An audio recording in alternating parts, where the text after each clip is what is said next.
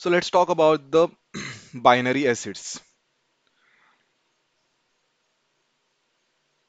Binary acids. So group 17, that is fluorine, chlorine, bromine, and iodine forms the binary acid. What is the meaning of binary acid?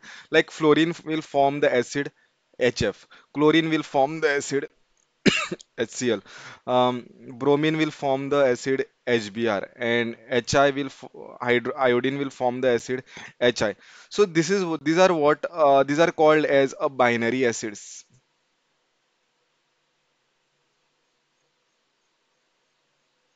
These are called as binary acid HF, HCl, HBr, and HI.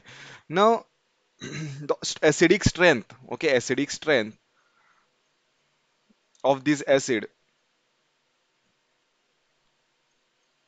will be of the following order.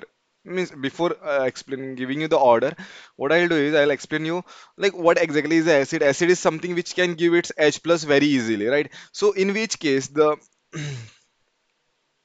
bond, there will be weakest bond between the hydrogen and the halide. Like if you see the fluorine hydrogen bond is the, like fluorine is the smallest element. Like if this is the fluorine, this is the size of the fluorine, and this will be the size of the hydrogen. The bond length will be this much in the case of the HF. Okay. Now if it is a chlorine, then this is my chlorine atom, and this will be a hydrogen atom. Hydrogen atom size is not going to change, right? This will be the radius, and this is HCl. Okay. Now as you go down the group, the bromine size is this much. Okay, let's say this is bromine, and this is the hydrogen, right? So what we can observe over here is as we go down the group, the size increases of the atom. Iodine will be of this sort, this size, right?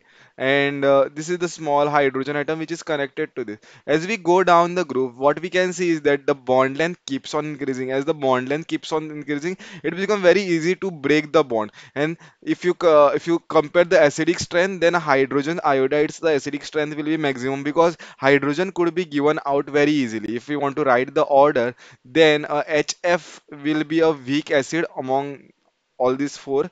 Then HCl will have little more acidic strength than HBr. Then maximum will be of the HI. This is the order of the acidic strength, or what we can say the increasing order. This is the increasing order, increasing order of acidic strength. Now next is bond dissociation enthalpy.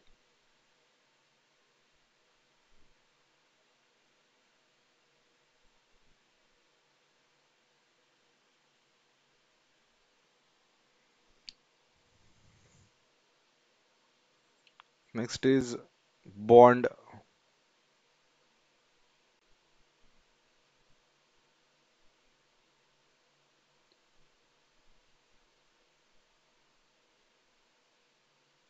enthalpy. Means in natural state, if you want to see the fluorine will exist as a F2, then chlorine will exist as a Cl2, then Br2, then I2. Like this is how these elements will like this. Now here, if we see the bond dissociation enthalpy, like if I like this is the fluorine and this is the another fluorine which is connected. Now here the bond will be of this size, right? Distance between the two nuclei. Then the chlorine, if I want to write, then chlorine it is this way. Chlorine is this. Right? This is the size of one chlorine. This is the size of another chlorine. So this will be a bond length. Then bromine. Bromines will be of this size. This is bromine. And this is this. And the iodine will be of this size. This is the one iodine atom. This is another iodine atom. Nucleus, and this is the nucleus. Now, if you see the bond dissociation, this is my F2 molecule. Okay, this is the F2 molecule. this is Cl2, this is Br2, and this is I2. If you see the order, then what you will feel is that fluorine as the smallest, fluorine atom has the smallest bond, means you will require a more energy to break the bond. Means what is the bond dissociation enthalpy? It is the energy required to break the bond. So here you will require more, and this will be the trend, and this will require the least energy because it is the longest bond. But this is not the correct order. This is the wrong trend.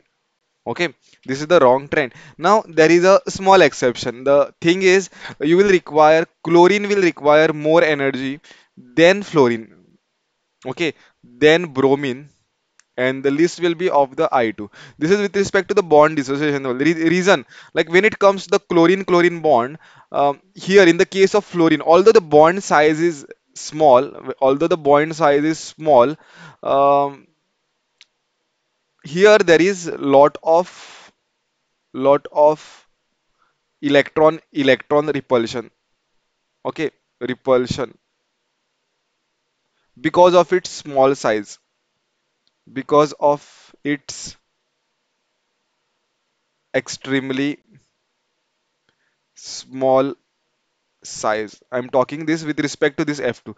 That's why, since there is inter electronic repulsion, this leads to the unstable bond. The bond is unstable bond because of the inter-electronic repulsion. That's why the fluorine's bond dissociation enthalpy will be less compared to this. And this is the correct order. This is the correct order of writing the bond dissociation enthalpy.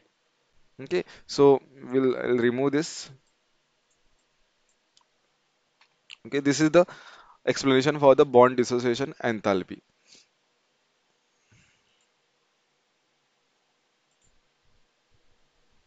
So in this lecture, here in this lecture, what we learned is first was the binary acid. We learned about the binary acid. Okay, in the acidic strength. Second, we learned about the bond dissociation enthalpy. Third, I'm going to discuss about the oxidizing property.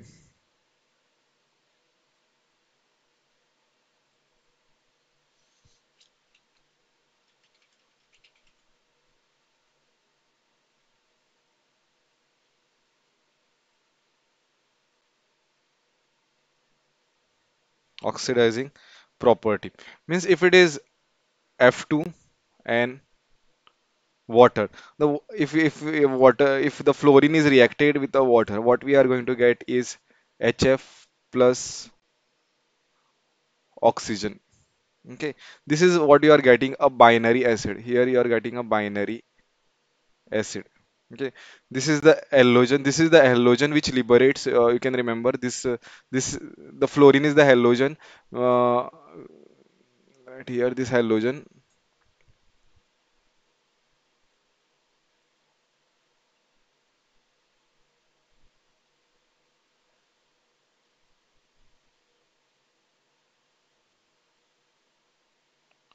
which liberates O2 gas. Okay, then next is chlorine.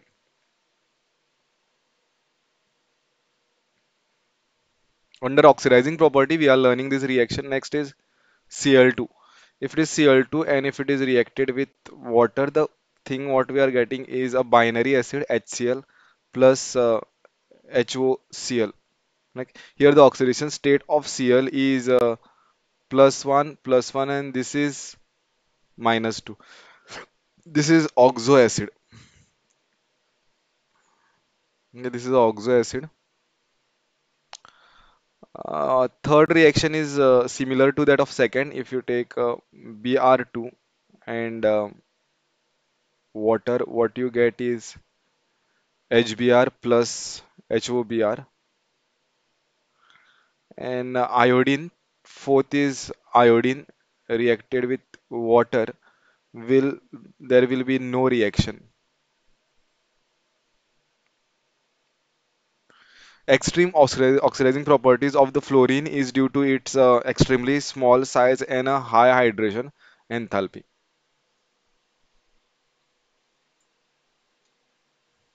Next property, the fourth one is a hydrogen bonding. I will write hydrogen Bonding. Hydrogen bonding is responsible for holding the molecules together. And it is a force which holds the molecule which holds the molecules together. Like if I talk about HF, this molecule, then HCl, then HBr and HI. Okay, then this is the like hydrogen bonding basically depends on bonding will depend upon the presence of the electronegative element, and its electronegativity is directly proportional to the electronegativity. More is the electronegativity, more is the hydrogen bonding. Now if you compare the electronegativity of the fluorine, chlorine, bromine, iodine, fluorine has the highest um, electronegativity. So fluorine, HF will HF are going to form a strong hydrogen bond, then HCl, then HBr, and the list will be of the hydrogen iodide. Now, HF bonding, like if I want to represent a HF bonding, this is one HF molecule, this is another HF molecule. I've just shown it opposite so that I can show you hydrogen. This is the hydrogen bonding, the force which keeps this molecule, and I will call this to be a dimer. There is a formation of the dimer by combining combination of these molecules. Now there is a possibility of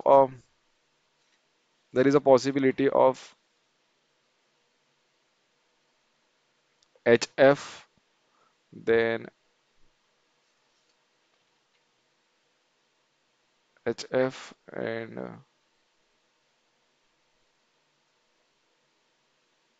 right. So this is how the hydrogen bond will be present, and it will form a trimer. It will form a trimer.